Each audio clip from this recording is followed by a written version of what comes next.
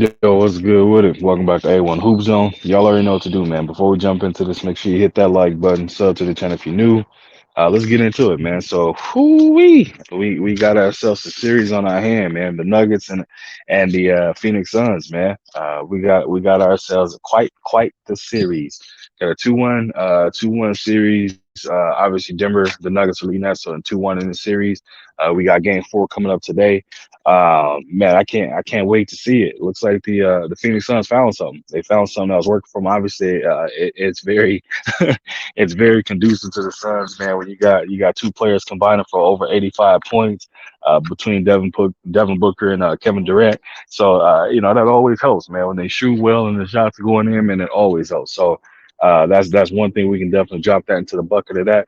But I also think they found some as well, and y'all can definitely correct me if I'm wrong. I didn't go in and do a roster check of his name, but I think his name is Lindell or Landale. Either way, the backup center that came off the bench, he provided him with a ton of energy, a ton of toughness, and some physicality. You know what I mean? DeAndre Ayton, and I'll be honest about this, man. Ayton is out here playing as if he don't belong, and he playing as if he's 5'1" instead of being 7'1". You know what I mean? He's not playing like a true 7 footer. He is playing extremely fragile, as if, you know what I mean, if he throws an elbow, he's gonna get thrown out of the league for the rest of his life type thing. Like he is out here playing as if he throws an elbow, he gonna break his own elbow. It's like, bro, they need some physicality out of you. They need you to be the enforcer. I know that's not your game because you're more of a finesse big, but they need you to be an enforcer. There was one of the plays in particular where he had Kevin Durant dumped it off to him. He had a clear shot to dunk it at the rim. He goes trying to do a layup and misses it.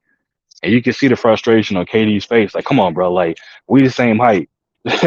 Maybe you're a teeny bit taller. We the same height, but you listed as a center. Your game and your mentality should be, I'm putting everything in the rim. If I'm close to it, I'm dunking it.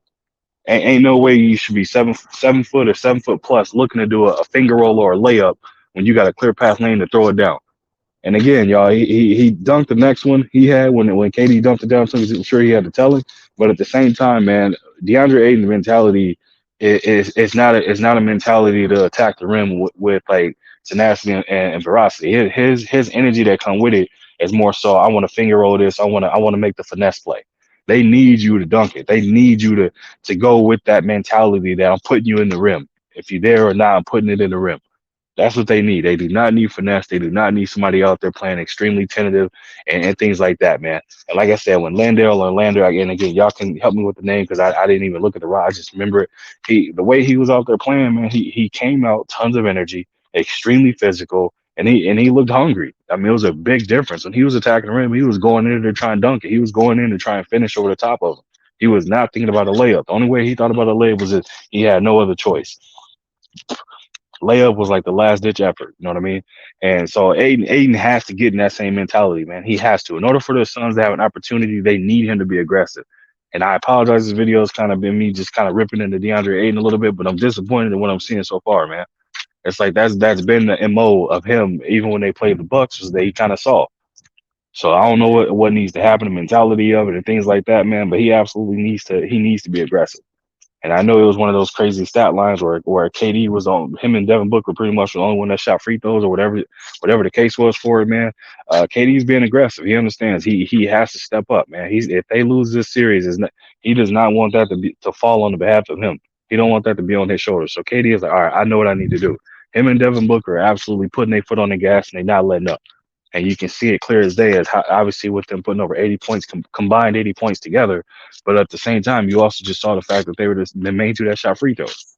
It's a mentality thing. They not settling. They're taking the shot. They're getting into a rhythm, and they not playing afraid. They playing as if they know they can win and they're going to win. It's a big difference in how you play, and we need to see that out of DeAndre Ayton. You know what I mean? On the flip side of that, man, the Nuggets is looking to play spoiler. The Nuggets are absolutely not looking to come in here and go back to Denver with this series tied up. The Nuggets are looking to go up 3-1 in this series and looking to close it out going back home. That's the Nuggets mentality. You can see it. It was one of them games in game 3 where, it's just not your night. And I'm sure that's how they're looking at it. So expect Jamal Murray to come out there doing what he does. Expect Jokic to do the exact same thing with the rest of those guys, Bruce Brown, Jeff Green, Michael Porter, Aaron Gordon. Expect all of them to show up and play completely different. KCP, same thing. And as for y'all that don't know who that is, Kentavious Caldwell Pope. Expect them to literally come out there and play completely different than what they did in Game 3. They're going to be more aggressive. They're going to be shooting for sure, but they're definitely going to be a lot more aggressive. They're going to make the adjustments, and it's going to be on the Phoenix Suns to make an adjustment to their adjustment. So we'll have to wait and see, man. But who do I have for this prediction, man? My bad to take that long to get to it for y'all, but I wanted to make sure I gave a final rundown of that, man. Like again, kind of ripping into Aiden a little bit, but hey, if he hears or somebody that's close to him that need to hear it, hey, play this for him, let him know. It's not coming from a place of disrespect or anything like that, but it's also coming from a place of perspective. If I can see this on the outside looking in, I'm pretty sure on the inside they know more than I do of seeing that. So he need to step up, man. But I got Phoenix Suns actually winning this one, to tying this series up 2-2. I feel like KD and again Book is going to put on performance. I feel like obviously, with Peyton being out there, he brings a whole different dynamic to the point guard position than Chris Paul does.